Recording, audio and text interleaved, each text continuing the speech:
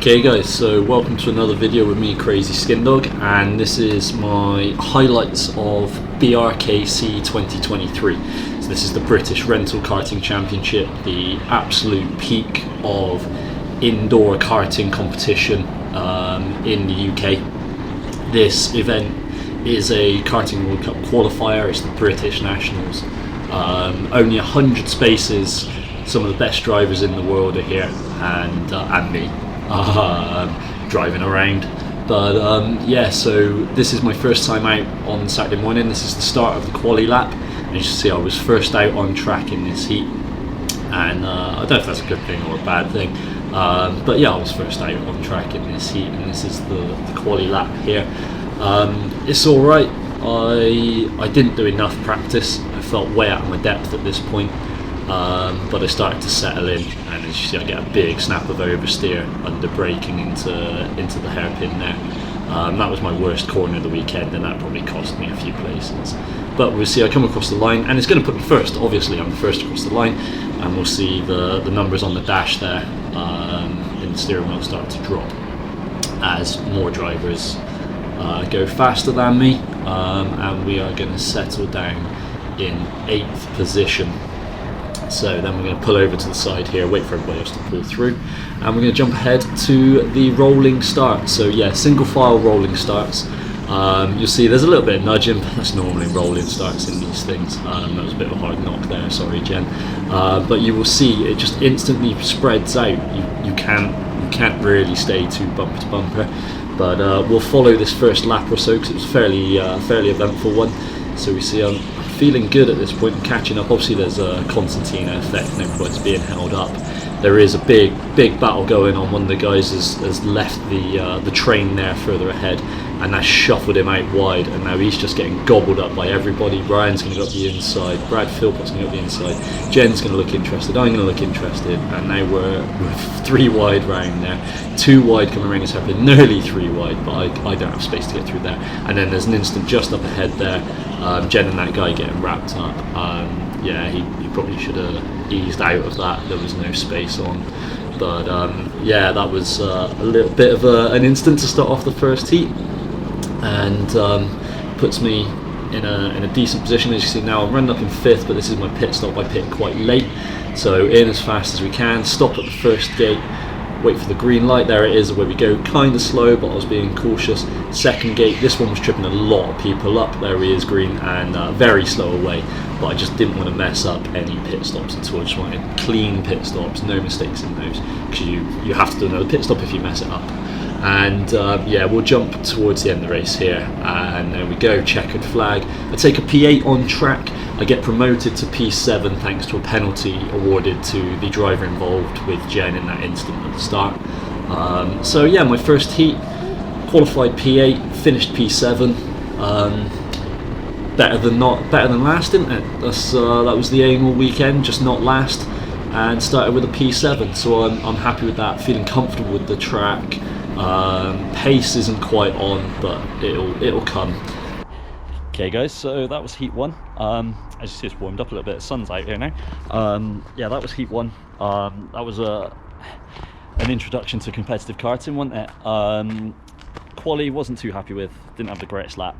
The lap itself was alright, but I messed up the final corner on the warm-up lap, and just got no drive out of that and into the start of the lap. So that was a bit of rubbish, but put me 9th.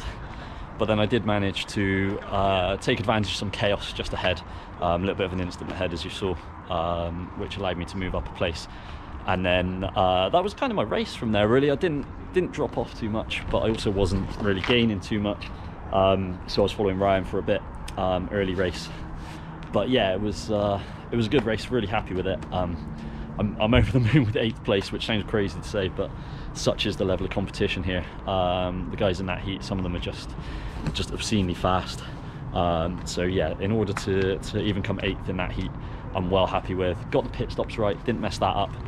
Could probably eke some time out of them, but in the end, even eking half a second out of those pit stops wouldn't have gave me anything, because I was about 9 seconds down on the car in front and way ahead of the car behind. But yeah, great experience. It's amazing to race in an event like this, so well ran, so professional. Yeah, you even got a little dash on your steering wheel, as you'll see on the race footage. But yeah, over the moon with that. I can't tell you how glad I am to get my first heat out of the way, not mess anything up, not mess any pit stops up, and get a semi-decent result under my belt. We got about 6 hours until our next race now, next on track at 7 PM. They're just currently doing the alternate layout because round 2 and 3 we race on a different layout, so no idea what that's going to be. They're doing that now, nobody's been shown it beforehand, so going to go watch them change that.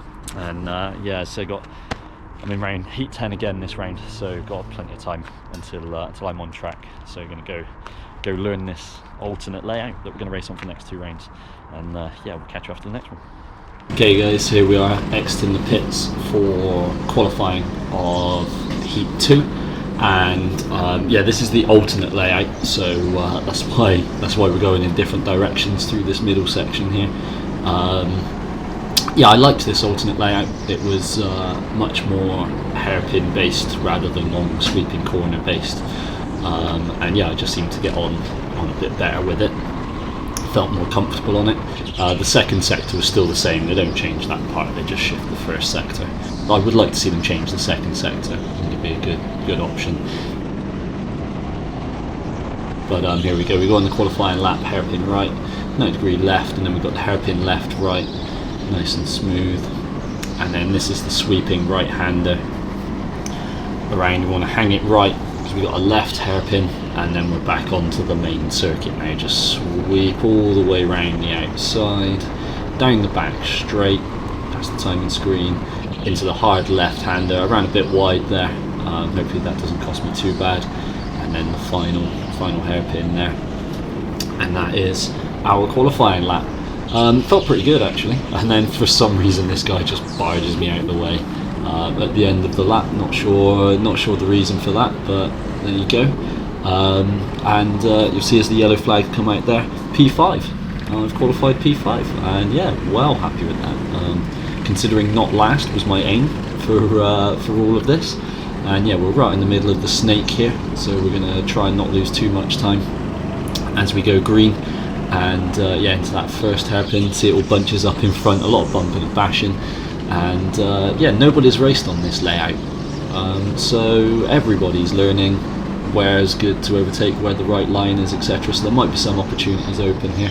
As you can see, they're not really pulling away. I know we're only half the first lap in, but we're sticking to the back of Luke Evans there in front of us, coming down into the big braking zone. We did have Ben Churchill qualified right behind us in 6th. He's our teammate for this weekend with Team 22 Racing. Got asked by Mark and George to race with them guys. And yeah, that was the first lap.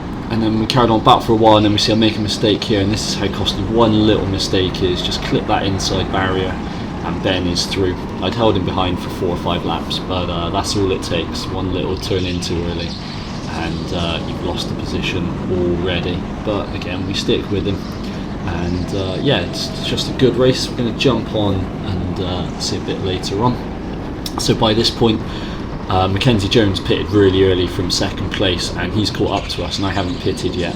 And so I decide we're going to have a bit of a race, and as you see here, I'm going defensive into the hairpin and just holding him up behind. And this went on for about 4 or 5 laps, and yeah, a little bit less defensive at the start there, but we're going to jump ahead again, and we're going to see a moment that quite a controversial one here. I'm not happy with it, as you can see. I don't think the gap was on. I was always, and then he's waving his hands around and patting his head and crap like that, so I give him the "nah mate, get on" finger wag. And yeah, I don't think the move was on. You might think different, but yeah, it was robust, and I decided to come in for my pits after that. Bit of a slow one, but green on the first light. Coming up for the second one, and again slow but green, so we don't lose that. And then that guy in red there is the guy that we are competing against, and I actually lost out to him overall as we jumped to the end of the race there. You see I finished P7. Yeah, it was fun. The move was irritating and I'd lost too much time defending it, but we'll jump into the recap. Morning guys, so you are seeing that correctly. I'm in the car because it's minus 5.5 degrees out there this morning. Nice and early, 20 to 8 on a Sunday morning in an industrial estate in Milton Keynes is the rock and roll lifestyle of indoor karting. So we're back for day 2. I got my second 2 heats today. I did film a post heat 2 kind of vlog last night, not post video last night, but I'm as good at recording as I am at karting, it seems, because there was no light at all outside. I thought maybe the sight lights might provide some view, but nope, it's just a black screen and my voice, so that's not great. But heat 2 was a really interesting one. I put it on P5 for quali, which I was really happy with. I really like this alternate layout, and I finished P7, which was a decent result. Happy with that. Had a good long battle with Mackenzie Jones, who pitted early and was coming through the pack. I wasn't obliged to get out of his way or anything because we were both on the lead lap. He just pitted and I hadn't. As it turns out, if I'd have pitted when he first caught me, I'd have probably had 6th place instead of 7th at the end, because I got jumped because I was defending too much throughout that stint. But it was a fun race, and I'm not here to give anybody a free pass. So yeah, I raced my race. It turned out how it did, and I had a great time. The move he made was very questionable, but there was no further action in the end because unfortunately there's no cameras on that part of the track because the alternate layout, they got all the cameras lined up, the overhead cameras and everything, they're lined up for the regular layout. Unfortunately there wasn't a camera there, which is fine. And so yeah, so 2 7ths yesterday. I'm in the second heat this morning, so I expect the track's gonna be a bit slippery and a bit challenging. But yeah, just same again, I guess. Gonna try and put in the best performance I can. 2 more heats today, and see where those 2 results put us. We're definitely not anywhere near semi-final level. Obviously, we knew that at the start. Before the event, my aim was top 75. I just got to put in 2 decent results today and see what happens, aren't I? So yeah, we're gonna go inside, get a nice warm drink. It's not that much warmer, but inside, but it's not minus 5.5. So yeah, we're gonna go get warmed up and ready for our heat, and we'll see you after that, hopefully with a smile on our face.